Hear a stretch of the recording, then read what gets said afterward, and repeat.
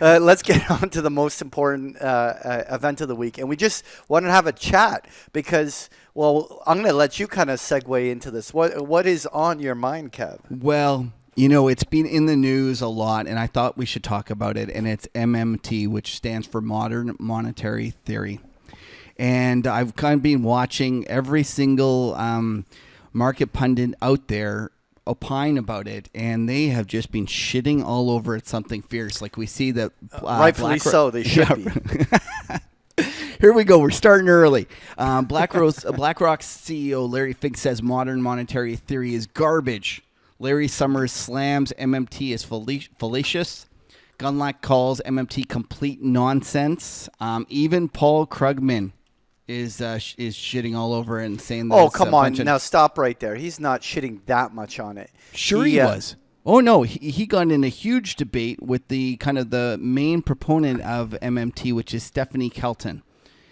And I kind of have to ask yourself, you're obviously on the other side. I'm going to tell you why I think there's a lot of aspects about MMT. But it's interesting because like Krugman is like, and we're going to have it in a future episode, but he's the guy who's basically about huge fiscal spending to re-stimulate economies, like a total Keynesian.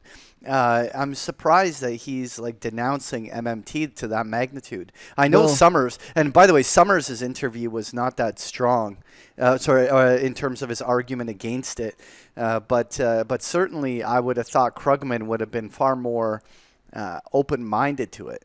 Well, and this is the problem because I found even Ken Rogoff, he's obviously a very respected economist, that he recently penned a piece, I can't remember where he did, and it was a very, very superficial kind of rebuke of MMT. And one of the things about a lot of these kind of knee-jerk reactions that they're having is that it's obvious that they're not spending the time to actually think about it. And you're accusing some of the smartest people out there that they're just not thinking about it. Well, let's okay. So right. you call them first of all. Yeah. Why don't we just explain in the most basic form to our listeners what modern monetary theory is? Because we might lose people here when they're hearing this MMT without knowing what we're talking about. Right. So I guess the easiest way to explain it is it's not really a prescription about a policy that should be followed. It's more of an idea about thinking about how economics works. So it's kind of like a framework.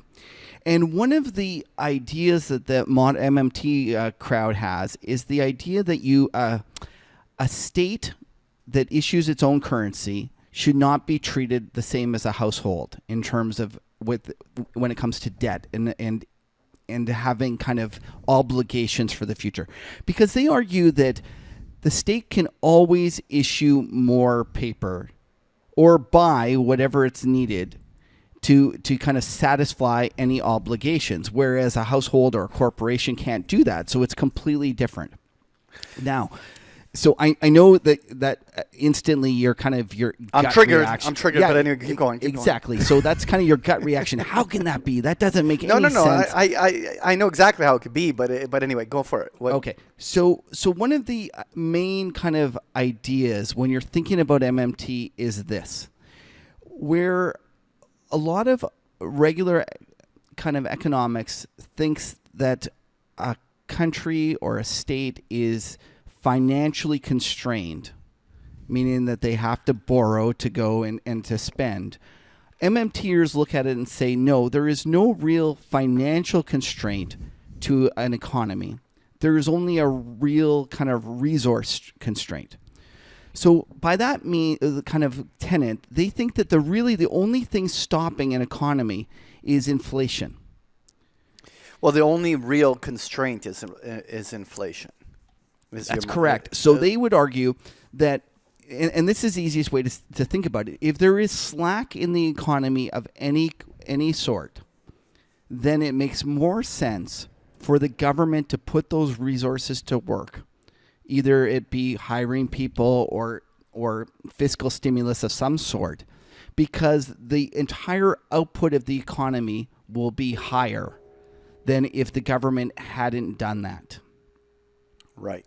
So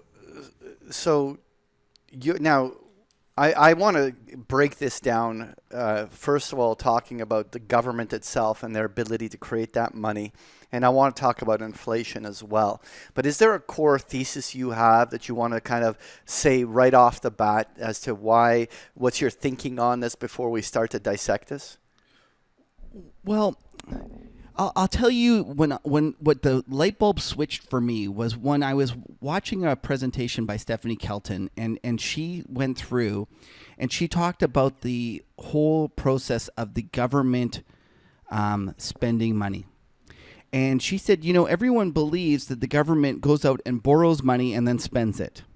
And that's actually not the case.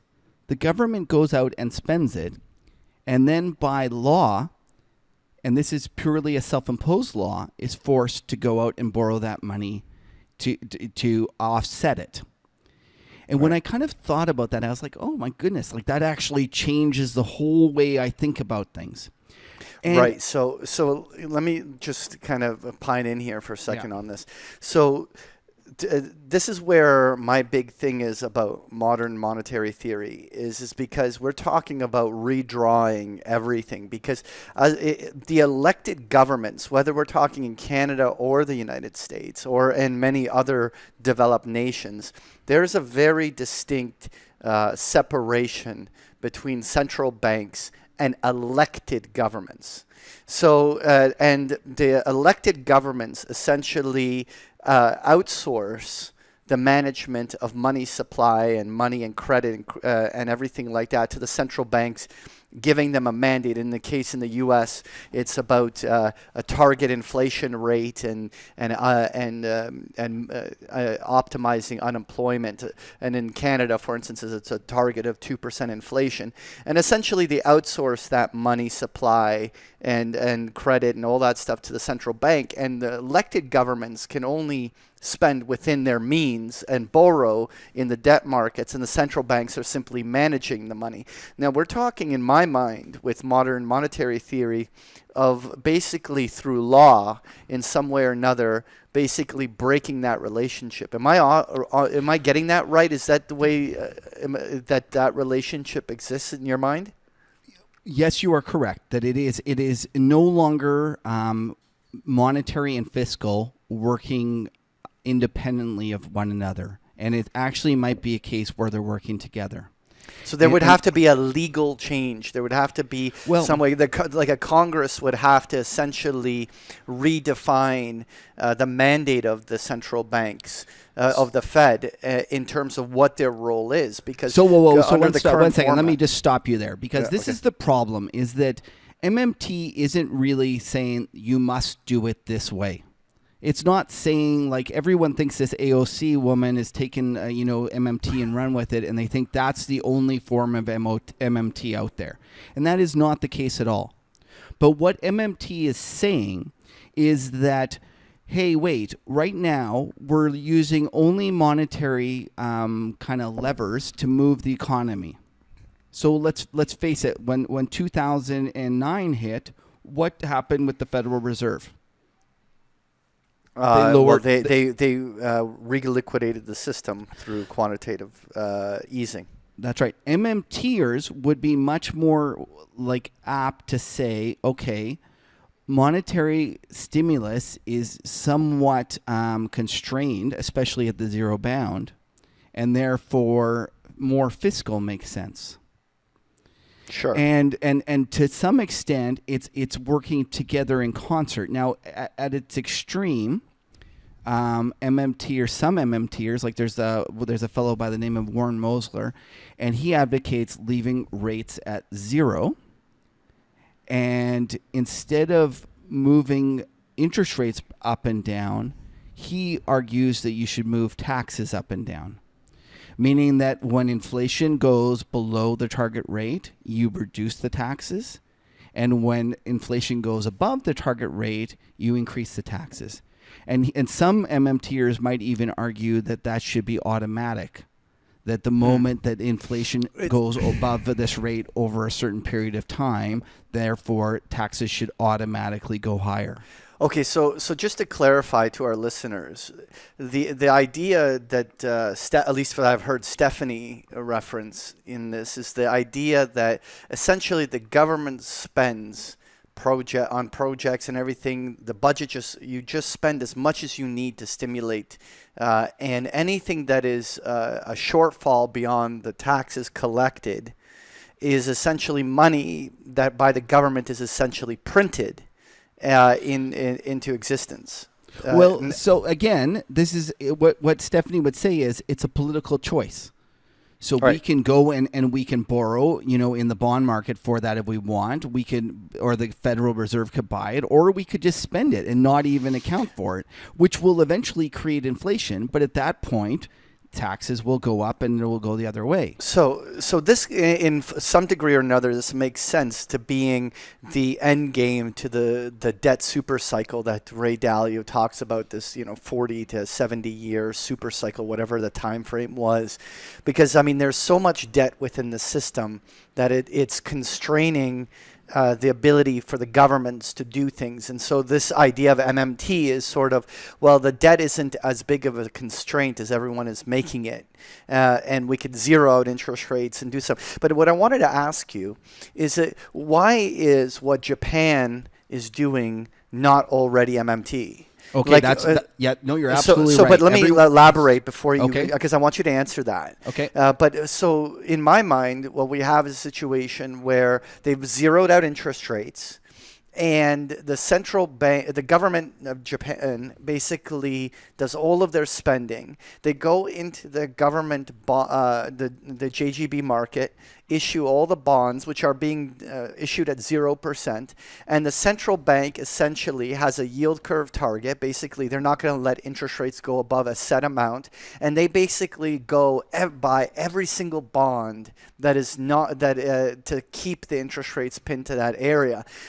To me, in principle, when I hear that, that is something that I would envision would be happening under MMT, which is essentially, if Stephanie was in charge and we'd run a massive infrastructure spend, and there's a $2-3 trillion deficit in the United States, they would basically go issue the government bonds, and they would target a fixed yield on that bond, and anything that is going over that yield, then the central bank essentially prints all the money they need to maintain the yield at that level. What's your thinking on all of this? How is this different?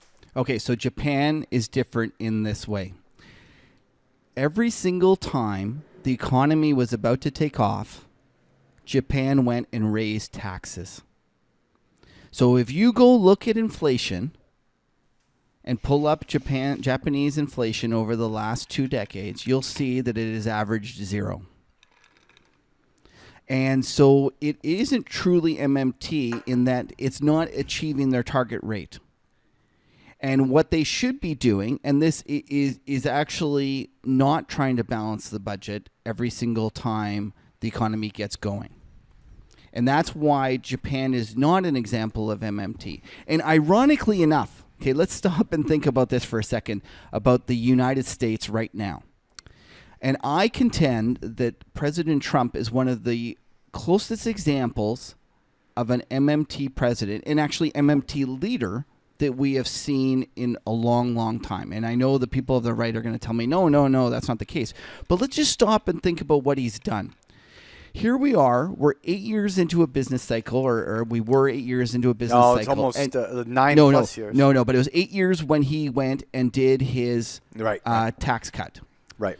So a Keynesian would tell you that was no time to do a tax cut, to do any sort of fiscal stimulus. That was the time that the government should be paying back the deficit and reducing the overall debt burden. Yet, what did Trump do? Trump did the exact opposite. Trump went and put down his foot on the accelerator and did a huge amount of fiscal stimulus, the most we've seen in a long time. So, first of all, that's very MMT-like. Then let's think about the other aspect of it, which is the monetary side. What happened was the Federal Reserve tried to offset that stimulus with higher rates. Well, what did Trump do? He went and bitched and complained that every time I'm trying to do something good, the Federal Reserve is there raising rates on me. And he eventually kind of bullied Powell into leaving rates unchanged. And not only that, I think I saw a WTF video on that. So not only did he bully him to leaving rates unchanged, he's also looks like he's bullied him into basically giving up on quantitative tightening, or at least entertaining the idea of giving up on quantitative tightening. Now, I ask you, if the Federal Reserve is gone and expanded their balance sheet, and now Trump has convinced them to leave it permanently expanded, that to me looks like it's actually what MMT is saying, which is I think that the Federal Reserve should act in concert with both the monetary, stimulus by leaving the balance sheet expanded and permanently expanded, and also kind of spending money. Now, the difference is that Trump isn't going and doing this like an MMT or saying, the reason I believe that we should be doing fiscal stimulus and having a permanent expansion of our balance sheet right now is because there's slack in the economy. That is what Warren Mosler would say. That is what Stephanie Kelton would say. They would argue that you should basically spend and permanently expand the balance sheet until the public sector is crowding out the private sector. And they would argue that as long as there's slack in the economy, as long as there's people underemployed or not employed, that money is well spent. Now, you can argue about the politics about whether the government is good at spending or not. And that's, like the trouble is there's a million rabbit holes you can go down. But in essence, that is what MMTers believe, is that while there is slack in the economy, it doesn't make sense to not have the government expanding. So ironically enough, here we have a Republican president that has done one of the most pro-MMT policies that we've ever seen. And I would argue that that's the reason that the U.S. is vastly outperforming, for example, Europe. What is Europe doing? Europe is doing the exact opposite. They're going and they're trying the old, kind of formula of stimulating through lower and lower monetary stimulus with no fiscal stimulus. And this is the part that I think that is really vital for everyone to understand, is that kind of idea that you can just stimulate through more and more monetary stimulus doesn't work. Don't forget, let's think about back to the quantitative tightening 2, QE2, when Bernanke did it, and there was all those, remember the open letter in the Wall Street Journal? Yeah. Yeah. And there was like, you accused me of going against a lot of smart guys. Well, I think a lot of those same smart guys were telling us how there was going to be runaway inflation after QE2, and yet there wasn't. And the ironic part about it is that if you would actually spent the time to understand MMT, they would have told you, and within the MMT framework, they would have said, no, that's not going to cause inflation. You're not going to get inflation from that. And so regardless of what you think politically, like you might think, no, Patrick, fair enough. And I think this is important. Because I think that too many people just knee-jerk go, that MMT, it's a bunch of crazy left-wingers. I'm not even going to think about it, and I'm against it. And they just feel like it's like, it's instantaneously from their gut, they're just against it. And that's fine. You could ultimately make an argument that once the government goes down the road of spending to print, you're not going to be able to stop them. And I get that argument, and I'm kind of... All right, so I want to touch on that, though. One second. Regardless of that, as traders, we need to be open to different ideas. And so when I see a whole bunch of guys telling me that there was going to be all this inflation from QE2, and yet there wasn't any, and I'm not going to sit there and still listen to them the next time. Like they're wrong. So obviously there's some parts of the economy that we don't understand, or at least conventional economics is not taking into account. Japan, same deal. We kept getting told time and time again that Japan was going to inflate in this, this fiery explosion, and yet it's not. So Okay. I really believe that we should spend some time and think about it, and at least, even if you don't think it's the right policy prescription, think about the implications about the way they're thinking about the world. And I think that's the kind of the big takeaway. All right. So let's talk about what I agree with and what I don't agree with.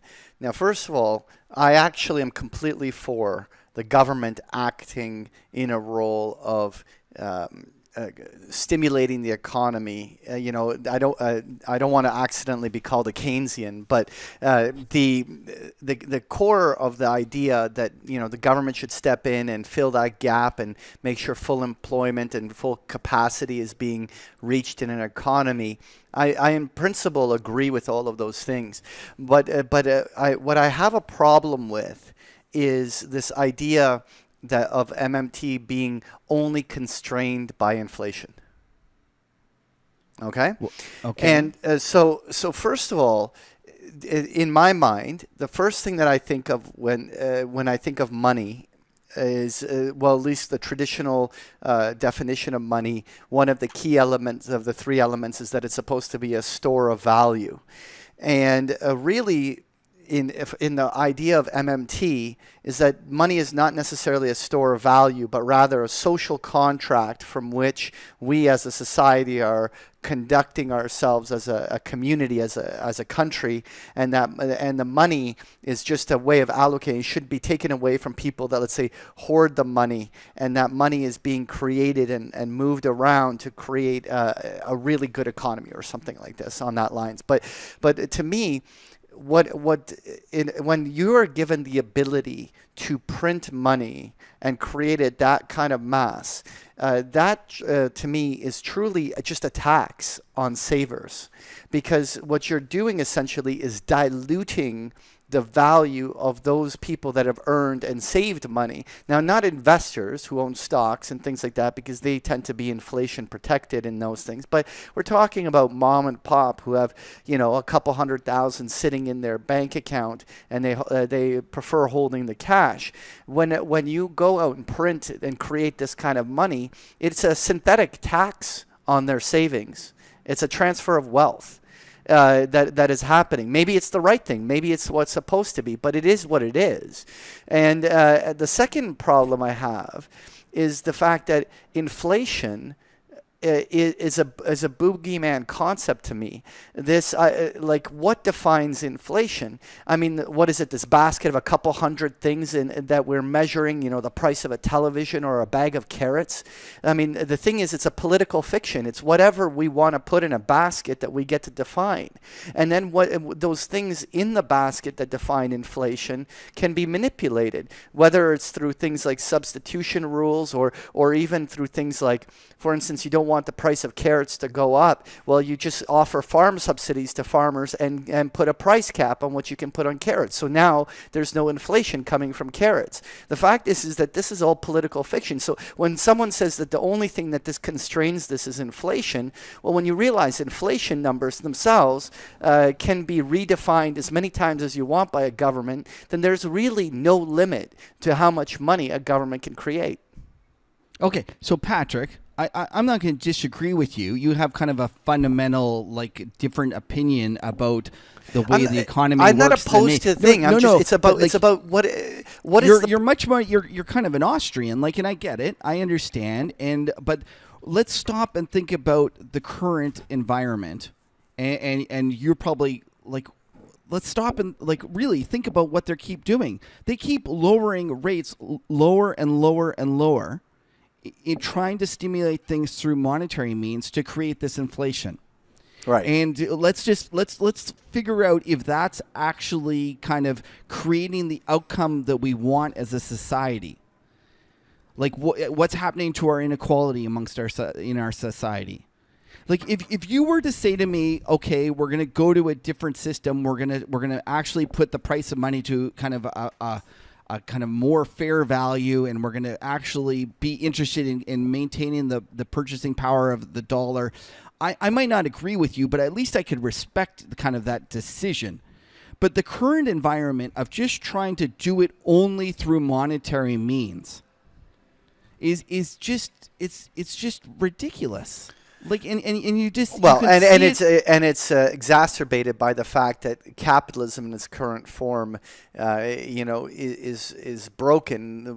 Whether you want to call it crony capitalism or there was a Jonathan Tepper book on the myth of capitalism and this idea that we're just being run by these monopolies in there. So, like that's not traditional capitalism that we're dealing with anymore, and so there has to be structural repair made, whether it is to what we define as capitalism or how we deal with the fact that there's so much debt in the system.